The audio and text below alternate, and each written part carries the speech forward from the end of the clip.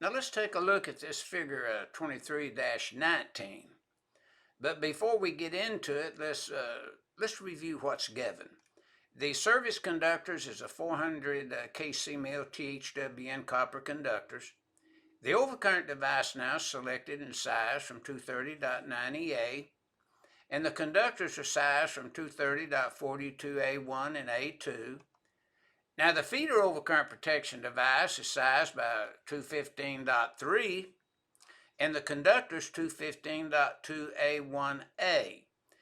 The load has already been calculated now, and it's 15.1 kVA is the load to be added to this existing service without, upgrading all the elements and just using an optional method to see if it could be added without doing a standard calculation.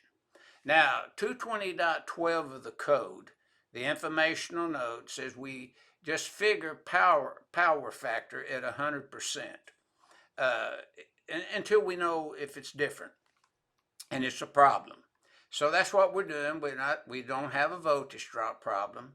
We're not routing it through more than 86 degrees Fahrenheit in accordance with 310.16 of the code. So we're just applying the 125% rule, no correction factors.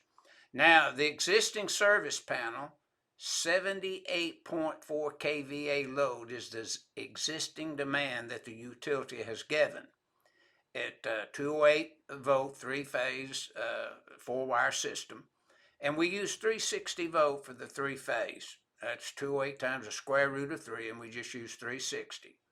Now, in step 1, we apply 220.87, and the maximum demand that we got from the utility was 78.4 kVA. In step 2, we take that kVA at 125%, we come up with 98 kVA. Now, the application of step 3, calculating the load in VA, we take 98 VA plus 15.1 kVA, 113.1 kVA. Now, step 4, the application of our table 310.16, the 400 kc mil copper conductors, 335 amps from the 75 degree column in our table 310.16. Now remember, the 90 degree column doesn't exist till you derate in accordance with 110.14, C1, when we get into that area. Now, so we would take the 113,000,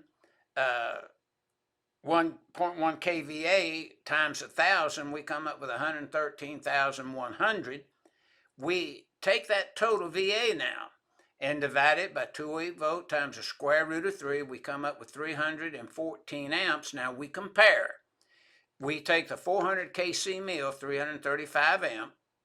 We compare the 335 to the 314, and the 335 is greater.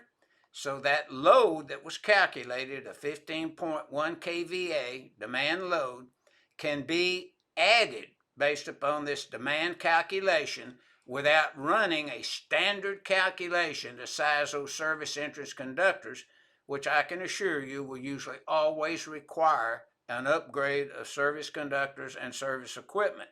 And due to that demand from the utility, this load could be added, and that's what this illustration is illustrating to the user of the NEC.